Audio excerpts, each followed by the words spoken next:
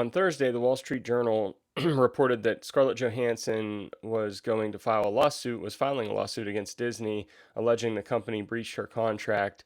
My understanding of this situation, Adam, is that basically her contract was directly tied to the theatrical run and release of Black Widow, and there were probably bonuses involved with depending on how well it did. But then they released the film day and date on Disney Plus, and that might, I'm not sure about the details, but that might not have been kind of a part of her contract, like, getting certain amounts of money from that. Um, but then I guess Disney responded saying, there's no merit whatsoever to this filing. The lawsuit is especially sad and distressing in its callous disregard for the horrific and prolonged global effects of the COVID-19 pandemic. They got feisty Um, with this response. Disney doesn't Ridiculous. usually get that way. I mean, Right. they went all out. Yeah, so it says the release of Black Widow on Disney Plus with Premier Access has significantly enhanced her ability to earn additional compensation on top of the 20 million she has received to date. Yeah. Um, I think this response to her lawsuit is completely unnecessary, in my opinion.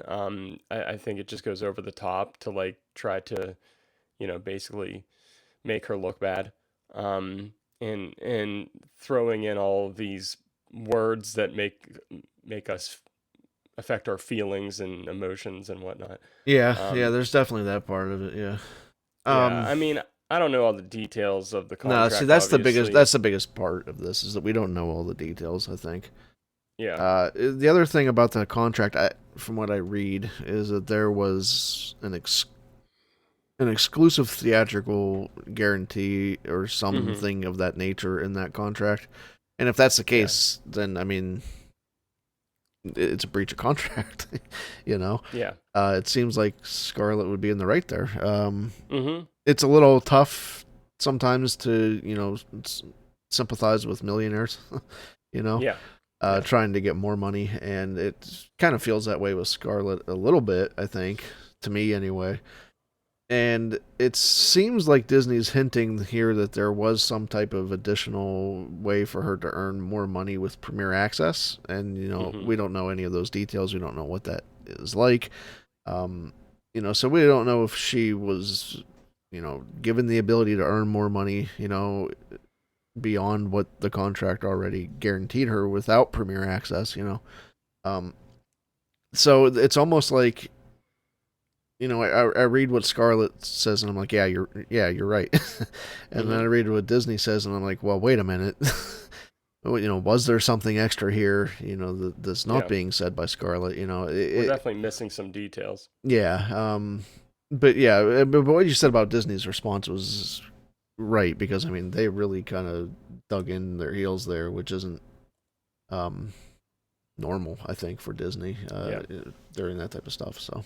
So I'm thinking we're probably not going to see Black Widow again. No, I remember what I said about I don't think that there's always that chance that she might come back. Well, I think she's actually dead now. That chance is gone. yeah. Um, and there's also been reports that Kevin Feige is pretty angry about this whole situation, and this isn't the first time that Disney has kind of angered some producers or creators of Disney property, Marvel properties.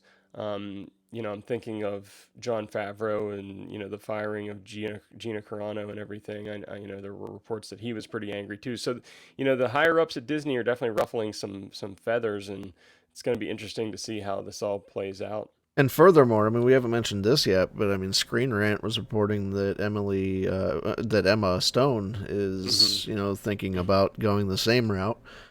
Uh, for Cruella, that was also on Premier Access. And then you have to wonder if others will follow suit. If this is just the start of it. With Emily Blunt and Dwayne Johnson. All these other actors and actresses that are having movies released on Premiere Access that were supposed to be in the theaters. So, um, there's going to be a lot of stuff going forward. As there's going to be some interesting stuff, interesting Yeah. things happening here, and it's tough because this COVID-19 stuff has really hampered studio's ability to release anything for the longest time.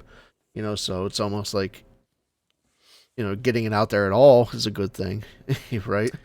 Yeah, I Um, mean, I have no issue because with because here's the other you know. thing that I'm thinking about with this is like if Disney had done a theatrical only release for Cruella and Black Widow, would that have enhanced their abilities to earn any more money? Right. Would That's an anybody unknown. else have gone to the theater that wouldn't have gone because of the premiere access? Hmm. In other words, if they didn't have premiere access as an option, would that have forced them to go to the theater if they didn't want to initially? I don't know. Right. I don't know. Yeah, we don't know.